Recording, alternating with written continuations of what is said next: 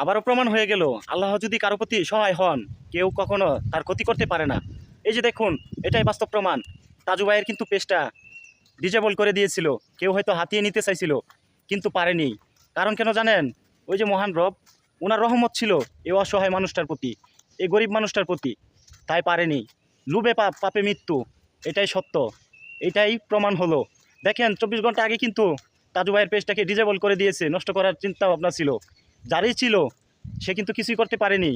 হয়তোবা এমনও ছিল যে তার পেজটার দ্বারাই সে কিন্তু আরও পাওয়ারফুল হতে চাইছিল। কিন্তু দেখেন আল্লাহর কি অশেষ রহমত, তাজু ভাইয়ের পেজটা 24 ঘন্টার ভিতরে আবারও ফেরত পেয়েছেন। এটাই প্রমাণ এখনও মানুষ শুধরে যাও, আর না হয়তো তোমার বিপদ সামনে অবশ্যই আছে। কারণ কেন?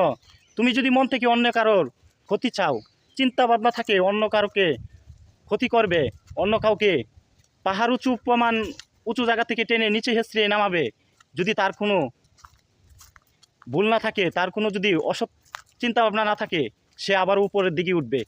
আর যার চিন্তা ভাবনা থাকবে অন্যের ক্ষতি করা, সে কিন্তু অবশ্যই বিপদে পড়বে।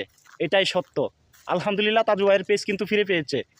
হে নিষ্ঠুর মানুষ, ক্ষতি করে কখনো পার পাবে না, তোমার বিপদ সামনে আছে ইনশাল্লাহ। ভিডিওটা অবশ্যই শেয়ার করে দিবেন, আপনাদের মতামত কমেন্টে জানাবেন। আল্লাহ যার প্রতি সহায় হন অবশ্যই সে অবশ্যই বিপদ থেকে উদ্ধার হবেন ইনশাল্লাহ।